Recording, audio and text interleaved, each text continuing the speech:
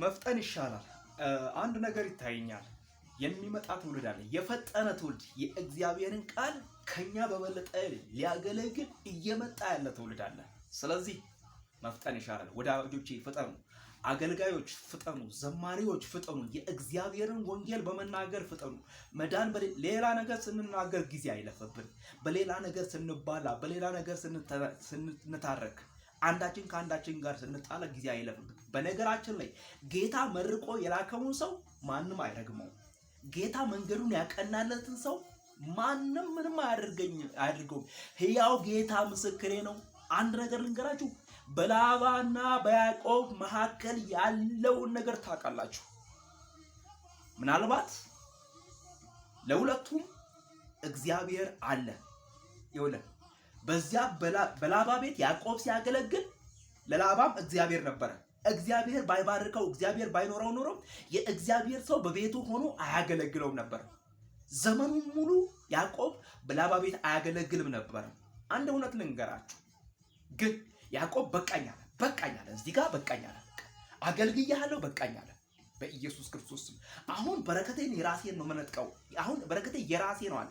በቃኝ አለ። አሁን መውጣት አለብኝ አለ። አሁን ጊዜው የራሴ ነው አለ።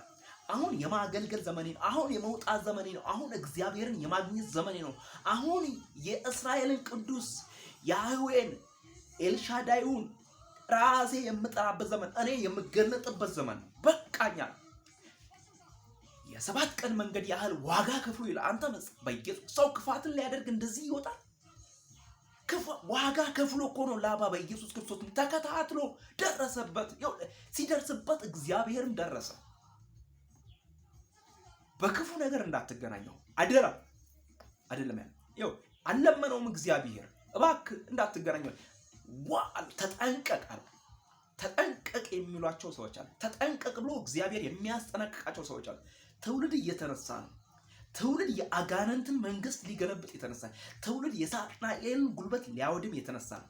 ትውልድ የእግዚአብሔርን ቃል ይዞ የተነሳ ነው። ከሚነሳው ጋር ተነስና የእግዚአብሔርን ቃል አክብር። እየተዘጉ ነው። እየጸለይን በኢየሱስ እግዚአብሔር የጭፈራ ቤቶችን ይዘጋል። እየጸለይን የስካር መንደርን ይዘጋል። እየጸለይን የሚቃምበትን እየጸለይን እግዚአብሔር ገና ድል ያለ እግዚአብሔርን ይዞ ሰው አይሸነፍም። እግዚአብሔር በኢየሱስ ክርስቶስ ነገሮች ትውልድ እየተነሳ ነው። ተጠንቀቃ እያስጠነቀቀ በኢየሱስ ቃሉን በምስራቅ ቃሉን በምዕራብ ቃሉን በሰሜን ቃሉን በደቡብ በኢየሱስ ክርስቶስ የሚለቅ የእስራኤል አምላክ ልዑል እግዚአብሔር ተነስቷል። ስለዚህ ከእግዚአብሔር ጋር ተነስታችሁ የእግዚአብሔርን ወንጌል አገልግሉ። ለእግዚአብሔር ወንጌል ጋሬጣ አትሁኑ።